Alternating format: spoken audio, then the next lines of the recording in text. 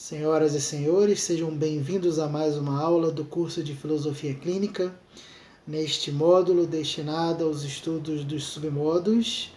E nesta aula trabalharemos o submódulo número 19, chamado de esteticidade seletiva.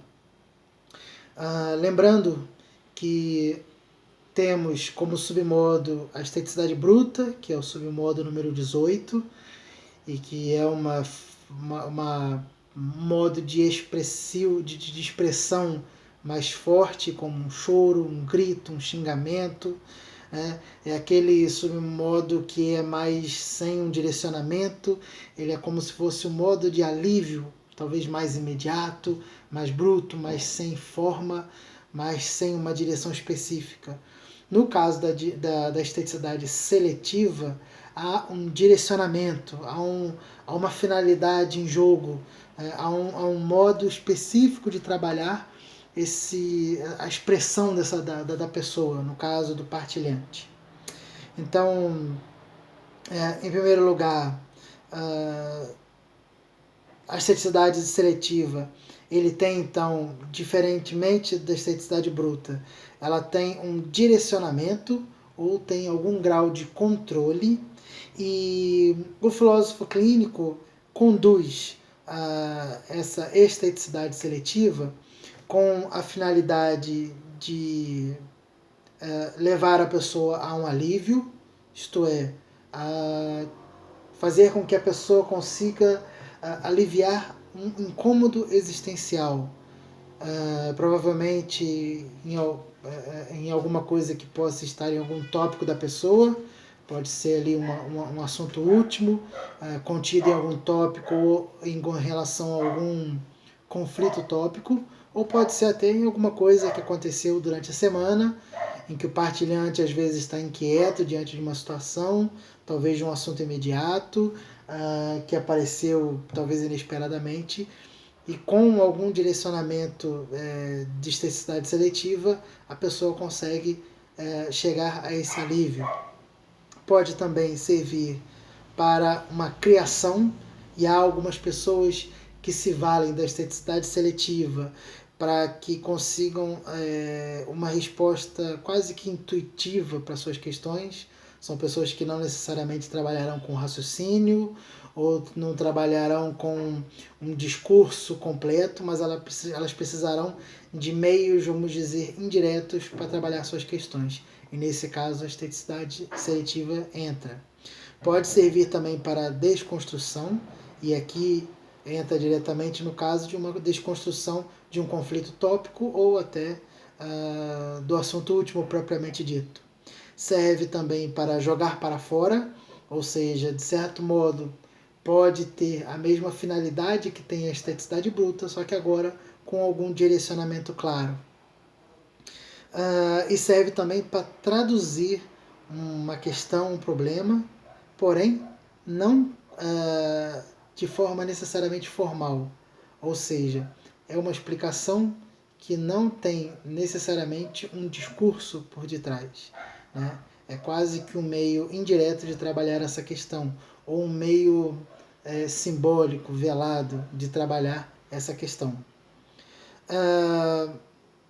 E de que modo? Quais são os meios que a gente utiliza para fazer essa esteticidade seletiva?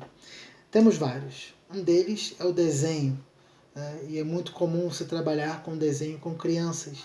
Crianças que chegam no consultório, e eu já atendi algumas, tive essa oportunidade, que elas às vezes não queriam falar muito, ou o dado verbal delas não estava elas não estavam tão à vontade para falar, ou até de crianças extremamente quietas, extremamente inversivas, e que precisavam de um meio diferente para conseguir se comunicar. E nesses casos eu apresentei os papéis e pedia que elas desenhassem. Em alguns casos desenhassem o que quisessem, em outros casos desenhassem alguma coisa que as poucas palavras delas tinham apontado. Por exemplo, uma criança com dificuldade na escola, eu cheguei a pedir inclusive que ela dissesse, que ela desenhasse a sua escola, né?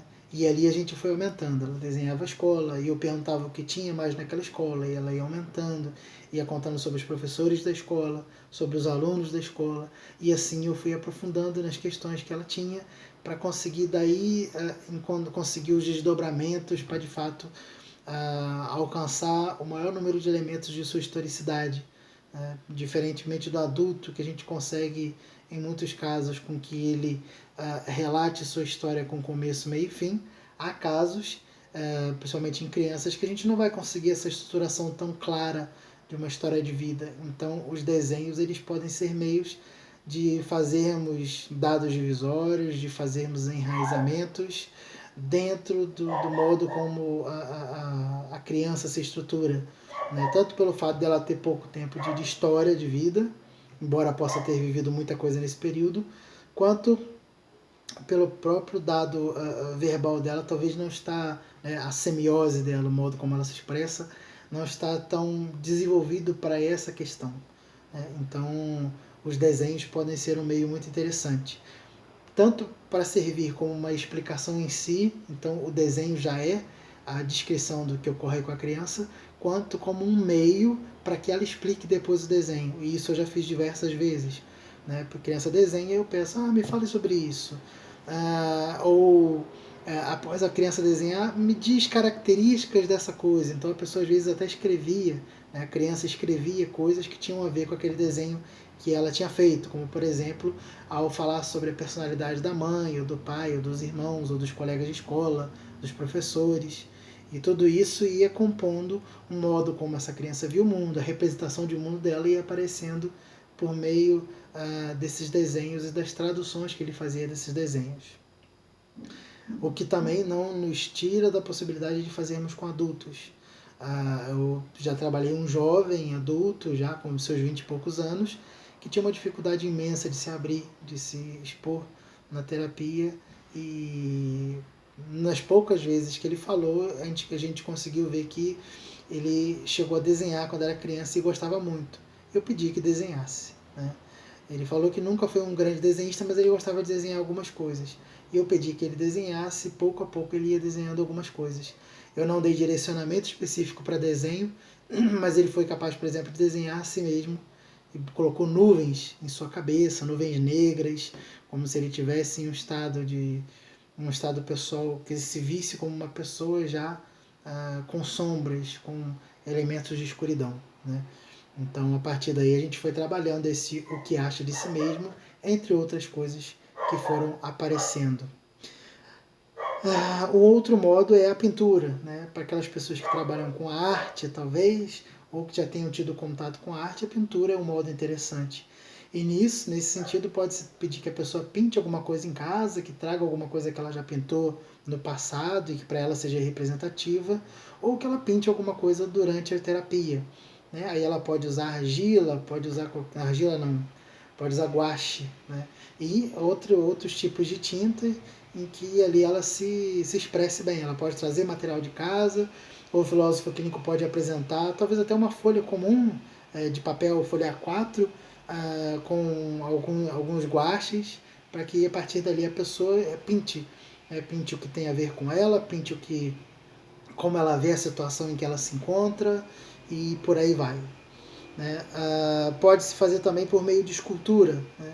Ou seja, trabalhando com argila, ou fazendo vasos, fazendo alguma pintura específica, fazendo imagens de bonecos, de objetos de modo geral que a pessoa encontra. E isso pode ser feito com argila, com massa de modelar ou algum outro tipo de material. Né? E o interessante de trabalhar, por exemplo, tanto com desenho, com a pintura, quanto com a escultura, é que há diversos, infindáveis modos do filósofo clínico pedir que a pessoa expresse isso que se passa com ela. Um dos modos é que, por exemplo, o filósofo clínico, vendo que a pessoa tem o tópico como o mundo me parece como determinante, ele pode pedir que a pessoa desenhe o mundo dela. Né? Qual é o seu mundo? E a pessoa vai desenhar. Né? Um colega de trabalho uma vez falou comigo, que é também terapeuta, que trabalhou com uma criança pedindo que ela desenhasse o mundo dela, e ela fez lá o universo dela, o mundo dela, e as sessões às vezes serviam quase que de acréscimos para trabalhar com esse mundo, né? Com especificações, com acréscimos, com, talvez até poderia trabalhar com modificações daquilo que já não pertence mais ao mundo dessa criança, e com adultos também, evidentemente. Pode-se também pedir que a pessoa faça descrições a respeito de si, né? Então, fale sobre você, faça um desenho ou faça alguma coisa na argila que represente você. E nesse sentido eu já encontrei aspectos interessantes, né, de uma moça que uma vez fez ela fez uma espécie de algo circular, né, de um espaço, como se fosse uma tábula, né, e nessa tábula ela fez um desenho de uma borboleta. Ela não fez exatamente uma borboleta, mas fez um desenho de uma ali dentro. E depois eu pedi que ela traduzisse aquilo, e traduzir, para quem não conhece e verá em algum outro momento, é um dos submodos que a gente utiliza, que é uma espécie de explicação daquilo que a gente falou, daquilo que a gente viveu, daquilo que a gente expressou pela esteticidade seletiva. Então eu pedi que ela traduzisse aquilo, que ela explicasse o porquê dela se ver como uma borboleta, e ela disse que aquela borboleta é como ela se vê, mas às vezes ela se sente mais dentro de um casulo, porque ela não se vê exatamente como uma borboleta sempre, porque às vezes ela se vê fechada pelo modo como ela trata a si mesma, como ela pensa sobre si mesma, pelo modo como as pessoas fazem com que ela viva daquele modo. Então ela foi desdobrando o modo como ela se via, ou seja, o que acha de si mesmo, através dessa expressão de uma borboleta. Teve uma outra moça que fez uma bonequinha sorrindo, e eu disse: fale sobre essa boneca que você fez, que no mesmo modo eu também trabalhei o que acha de si mesmo. E ela falou assim: isso daqui eu vejo como eu externamente. Externamente eu sou assim. E a partir dali eu pedi: então qual a diferença dessa você externamente, uma moça sorridente, feliz, para uma moça interna? Aí ela dizia sobre coisas que aconteciam no interior dela, que não estavam totalmente de acordo com essa expressão externa que ela tinha de si. E ela trabalhou muito bem essa dicotomia, vamos dizer, daquilo que ela aparenta estar com aquilo que se passa no interior dela, né? E ali dentro havia expressões de culpa, havia elementos de frustração, de expectativas que haviam sido frustradas, entre outras coisas que foram surgindo ao longo da terapia. Houve um outro caso também em que a moça fez uma bonequinha toda bonitinha, ficou quase a sessão inteira fazendo uma boneca, e ela disse: é assim que eu me vejo, uma moça que se veste desse modo, que anda bem arrumada, que gosta desses aspectos externos. Ela era extremamente estética, né, naquilo que se via, no modo como ela queria ver a família, o marido. Ela exigia que o marido, inclusive, andasse muito arrumado, porque para ela era importante, né, que a pessoa andasse externamente bem vestida. E ela colocava muito que a roupa expressava a feminilidade dela. Então esses elementos foram surgindo de modo mais claro, inclusive ela começou a se dar conta de coisas que talvez ela não tivesse percebido tanto, né? E ali ela foi se conhecendo um pouco melhor a partir daquilo ali. E se tratava de uma partilhante que trabalhava inclusive esse autoaprimoramento, esse autoconhecimento de forma muito interessante. Ela era extremamente epistemológica, né? Então ela gostava de se conhecer, só que havia pontos cegos, e que essa montagem dessa bonequinha por meio da argila ajudou nesse sentido. Houve um caso aí que já não era exatamente o que acha de si mesmo, que eu pedi, mas que ele falasse sobre a situação atual em que ele estava. Aí sim, ele fez um boneco com um grande vazio no meio, né? Fez, ao invés de fazer um boneco inteiriço, o corpo do boneco era um círculo, né? Porque ali dentro ele falou que enxergava um grande vazio dentro de si. E ele fez algumas coisas ao seu redor alguns símbolos e algumas bolinhas que para ele significavam os problemas que ele tinha na vida. E a partir de então eu pedi que ele fizesse possibilidades de solução daquela questão dele. E aí sim, ele elencou possibilidades muito interessantes a partir daquilo. Ele criou saídas interessantes com símbolos em forma de argila, e todo um quadro ficou montado. Ele até tirou uma foto depois para ele ver aquela situação e ele se lembrar de soluções interessantes que ele fez. A gente conseguiu, de 3 soluções que a gente deu ao problema dele, a gente conseguiu elencar aquelas que seriam as mais imediatas para as menos imediatas e talvez mais prejudiciais para ele, ainda que fossem saídas possíveis. Então a primeira e a segunda, inclusive, dessas 3, eram as que melhor poderiam trazer resultados positivos para ele. E é claro, eu trabalhei no sentido de reforçar esses 2 para que a pessoa optasse por aquilo que tivesse o maior bem-estar subjetivo e era viável para ele. Então, simbolicamente, ele conseguiu ver como ele estava, qual era o problema que o incomodava de fato e quais eram os caminhos possíveis para ele trabalhar, e a partir de então ele trabalhou naqueles caminhos viáveis para seus problemas, inclusive para tirar esse vazio que não preenchia. Né? Ele colocou, inclusive, nessas bolinhas que eram problemas que ele encontrava, ele colocou uma barreira. E ele viu que ele criava barreiras, inclusive, entre ele e as pessoas que estavam para ajudar ao seu redor, aos amigos, aos familiares. Né? Então, ele se via como uma pessoa que, de fato, se fechava à possibilidade de solução com a ajuda de outras pessoas. Né?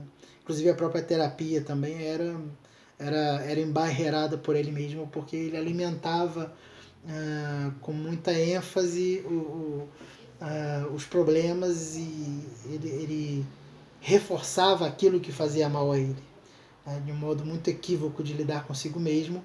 A problemática que ele carregava consigo era um meio, inclusive, de chamar a atenção dos outros. Então, enquanto ele mantivesse o problema, ele alimentava o que acha de si mesmo por meio da ajuda das outras pessoas. Então, foi um caminho muito interessante de trabalho. Vamos continuar. Outro meio de expressão ou de viabilização dessa esteticidade seletiva é justamente a literatura. E aqui pode-se contar a literatura como uma pessoa encontrar num poema a explicação do que passa com ele, ou de uma obra literária. Pode também ser na escrita de um poema ou de uma obra literária, ou até de uma produção de um texto, alguma coisa nesse sentido. Né? Então, a expressão literária pode ser um caminho para a pessoa conseguir expressar aquilo que se passa com ela. Né? Não que ela precise necessariamente depois traduzir aquilo ali. Às vezes, o fato dela conseguir fazer aquilo já é a resolução do problema, já é a explicação que ela precisava. Lembrando que no caso da esteticidade seletiva, o ponto é que não necessariamente o filósofo clínico precisa ter claro o que se passa no interior da pessoa.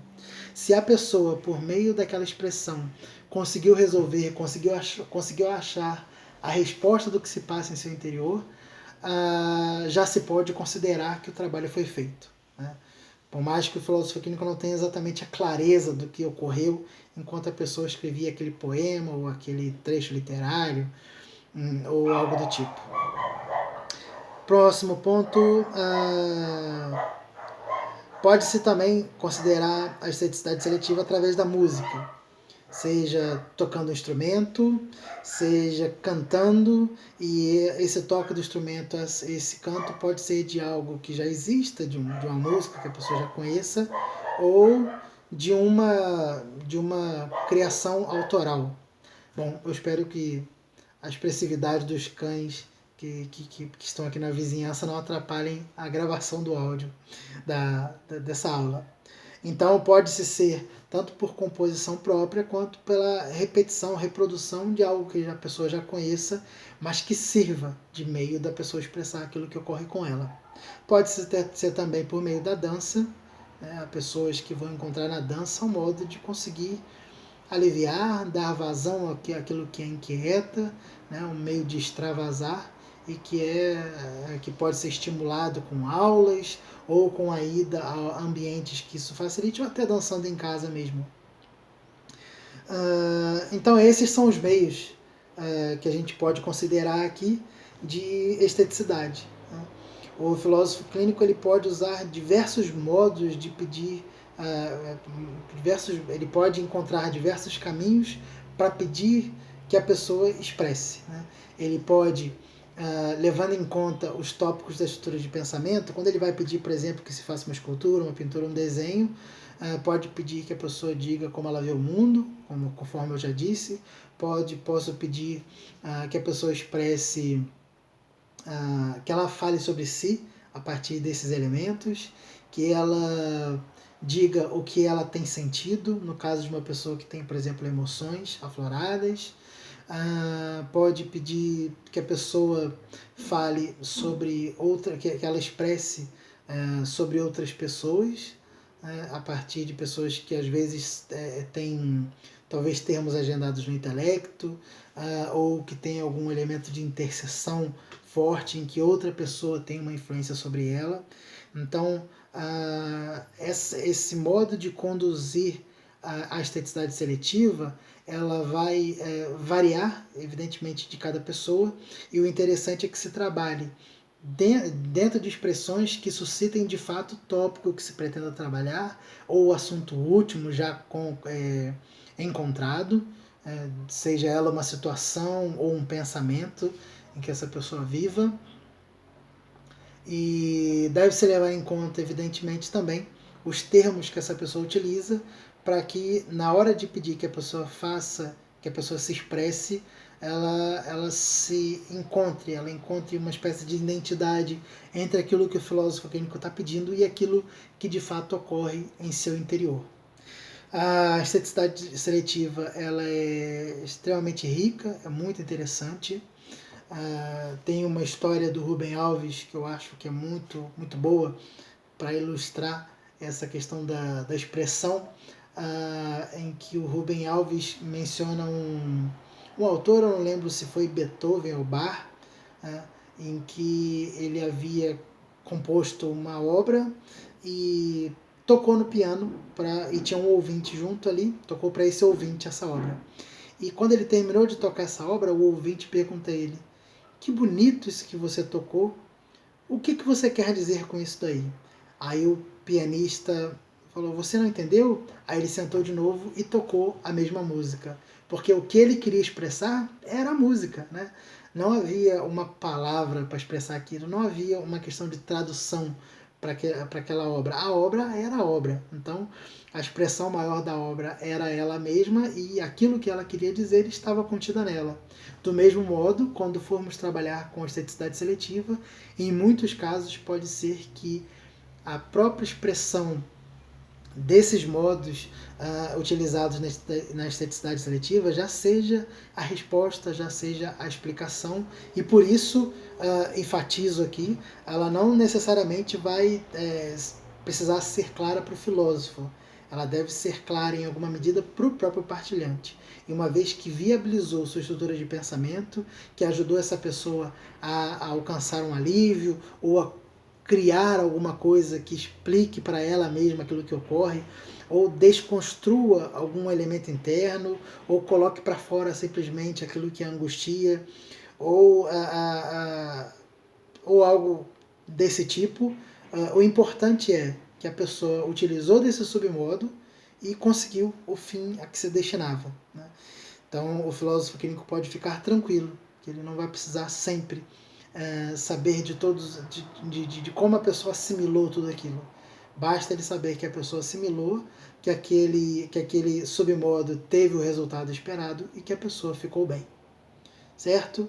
Então, o interessante é que vocês se habituem a perceber esse tipo de expressividade, talvez exercitem na vida de vocês, tirem um momento, comprem uma argila ou comprem massa de modelar e comecem também a tentar expressar para vocês mesmos esses tipos de de expressar para vocês mesmos esse tipo de coisas que ocorrem em seu interior, sem que vocês utilizem palavras.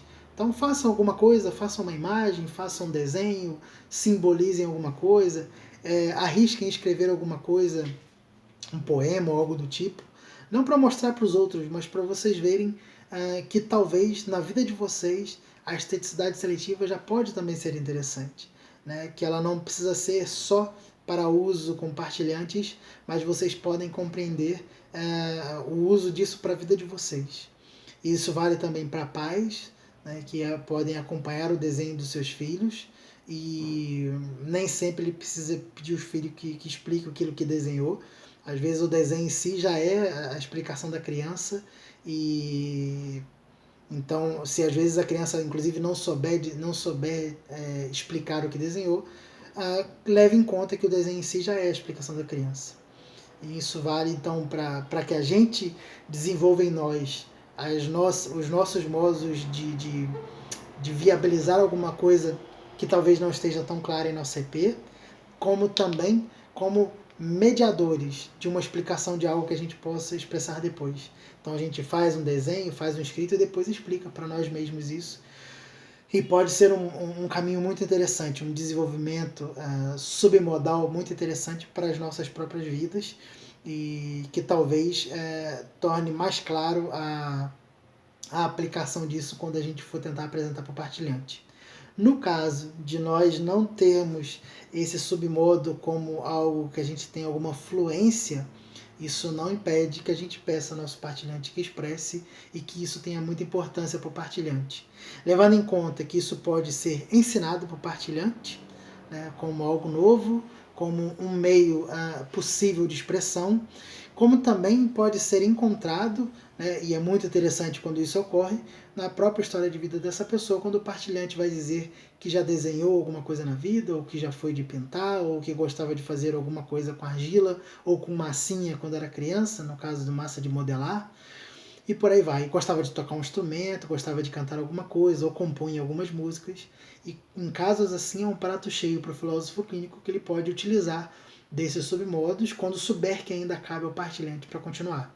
É claro que há casos em que o partilhante diga que já usou isso, mas que por alguma situação, por alguma razão muito forte, ela deixou de fazer e talvez não valha a pena utilizar, porque o partilhante já rompeu com esse recurso submodal, porque talvez tivesse feito mal, ou talvez tenha sido muito equívoco na vida da pessoa.